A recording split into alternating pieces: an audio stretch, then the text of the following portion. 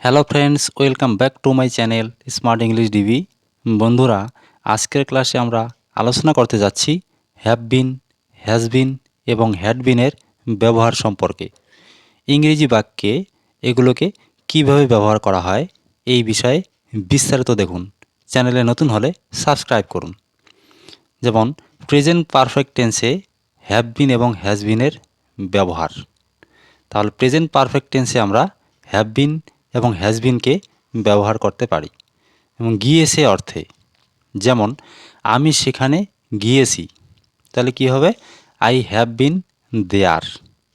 এটা হলো present perfect টেন্সের বাক্য। আমি সেখানে গিয়েছি, আই হ্যাভ বিন দেয়ার। অথবা তোমরা আই হ্যাভ গন দেয়ার এইভাবেও বলতে পারো, আই হ্যাভ গন দেয়ার। তোমরা জানো প্রেজেন্ট পারফেক্ট টেন্সে সাবজেক্টের পর হ্যাভ অথবা হ্যাজ ব্যবহার করি, তারপর ভার্বের থার্ড ফর্ম এভাবেও ব্যবহার করতে পারো তোমরা। আরও একটি বাক্য আছে, দেখো, সে আফ্রিকা গিয়েছে। সে আফ্রিকা গিয়েছে, তাহলে কী হবে? He or she has third person singular number he she, তারপর been to Africa. He or she has been to Africa. অথবা he or she has gone to Africa, এভাবেও বলতে পারি আমরা।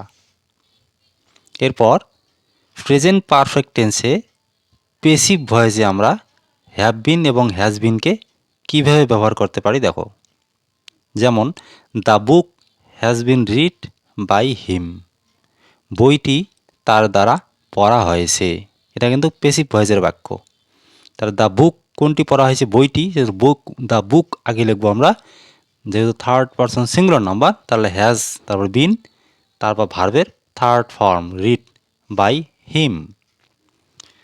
The work has been done by him. কাজটি তার দ্বারা করা হয়েছে।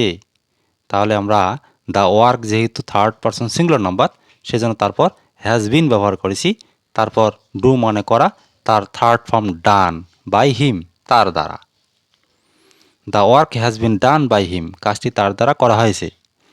দ্য রুমস যেহেতু থার্ড পারসন প্লুরাল নাম্বার, তাই জন্য হ্যাভ বিন ব্যবহার করছি আমরা, cleaned by her.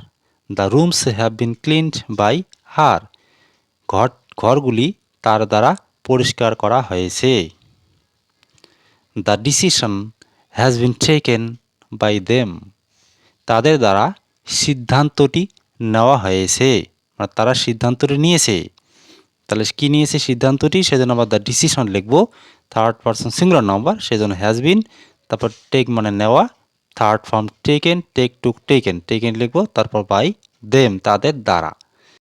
The problems have been solved by the man, তাহলে কী হবে এখানে? The problems third person plural number, সেজন্য হ্যাভ বিন, সলভ সমাধান করা, third form solved by the man. এরপর প্রেজেন্ট পারফেক্ট কন্টিনিউয়াস টেন্সে হ্যাভ বিন হ্যাজ বিনের ব্যবহার।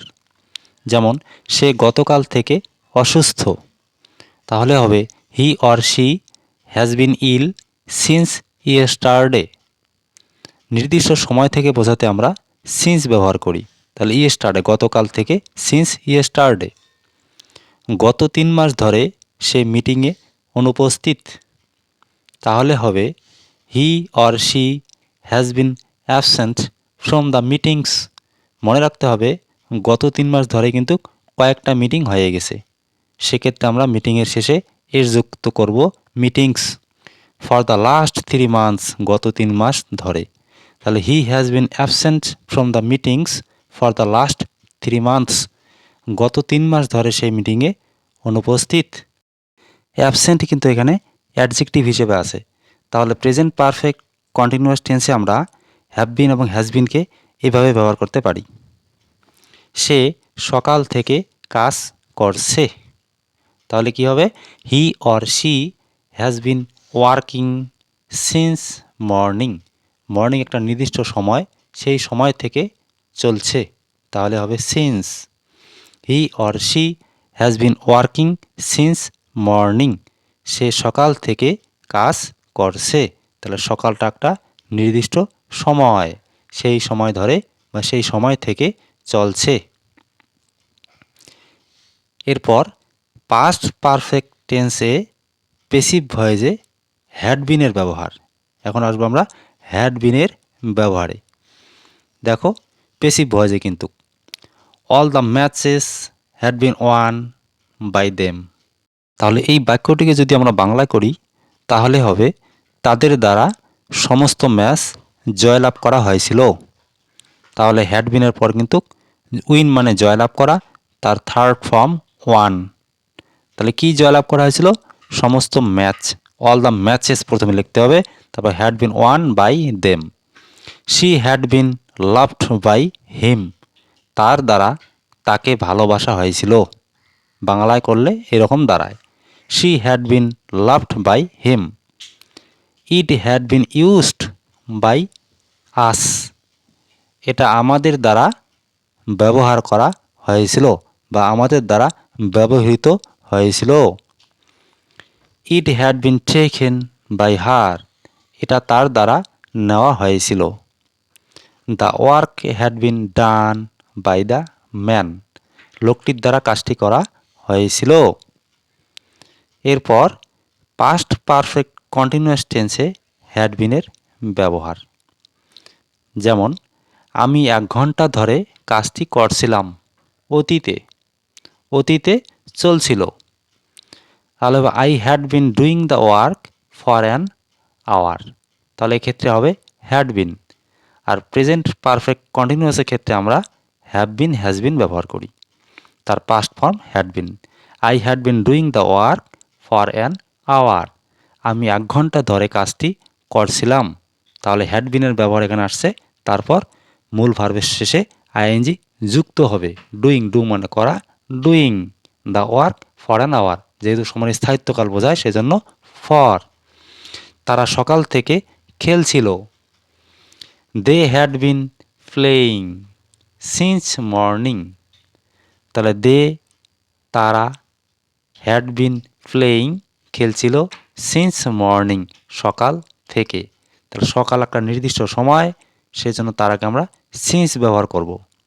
তাহলে হ্যাড বিনের পর প্লে মানে খেলা করা, তার শেষে আইএনজি যুক্ত প্লেয়িং, তারা সকাল থেকে খেলছিল। তাহলে পাস্ট পারফেক্ট কন্টিনিউয়াস টেন্সে হ্যাড বিনকে আমরা এইভাবে ব্যবহার করি। গত 3 দিন ধরে বৃষ্টি হচ্ছিল, এটা কী হবে? ইট had been raining for the last 3 days। গত ইংলিশ আমরা লাস্ট ব্যবহার করি, for the last 3 days। It had been raining for the last 3 days, গত 3 দিন ধরে বৃষ্টি হচ্ছিল। এটা একটা সময়ের স্থায়িত্বকাল বোঝায়, যে 3 দিন ধরে বা 3 দিন ধরিয়া, সেজন্য ফর ব্যবহার করা হয়েছে এখানে। কোনো নির্দিষ্ট সময় থেকে যখন কোনো কিছু চলিতেছে বা চলছিল বোঝায়, তখন আমরা সিন্স ব্যবহার করি। তিনি গত 6 মাস ধরে অসুস্থ ছিলেন। দেখেন এই ধরনের বাক্যও কিন্তু আমরা করতে পারি এই টেন্সেই। তাহলে হবে হি হ্যাড বিন ইল, এটা কিন্তু কোনো অ্যাকশন ভার্ব নেই, অ্যাডজেক্টিভ আছে, এভাবেও করতে পারি। He had been ill for the last 6 months, তিনি গত 6 মাস ধরে অসুস্থ ছিলেন। তাহলে ইল এটা একটা অ্যাডজেক্টিভ কিন্তু। He had been ill for the last 6 months, তিনি গত 6 মাস ধরে অসুস্থ ছিলেন।